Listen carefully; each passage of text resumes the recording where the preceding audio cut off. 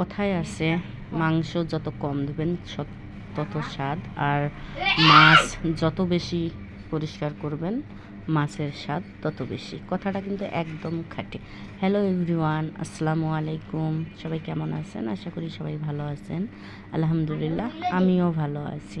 তো আজকে আমি আপনাদের মাঝে মাছ রান্নার ভিডিও নিয়ে হাজির হলাম। আশা করি ভিডিওটা সম্পূর্ণ দেখবেন। তো শুরুতেই আমি কিছু এক লাইন কথা বলতে চাই, কারণ এটা সবার জানা মনে হয় আছে, সেটাই বলবো আর কি। তো আমরা কিন্তু মা চাচি খালাদের মুখে কিন্তু একটা কথায় শুনতে অভ্যস্ত যে মাছ যত বেশি ভালো করে ধুবো পরিষ্কার করব মাছ কিন্তু ততটাই স্বাদ। এটা কিন্তু প্রমাণিত একটা কথা।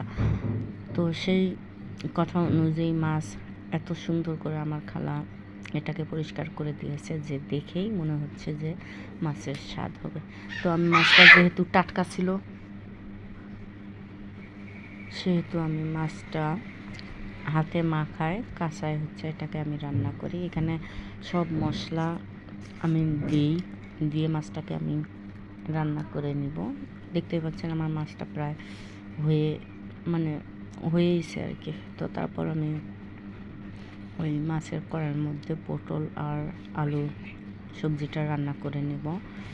ইদানিং পটল আমার কাছে খুব মজার লাগতেছে, কারণ পটলটা আমার পছন্দের মধ্যে না। তো কয়েকদিন থেকে কিন্তু পটল আমার কাছে ভালো লাগতেছিল।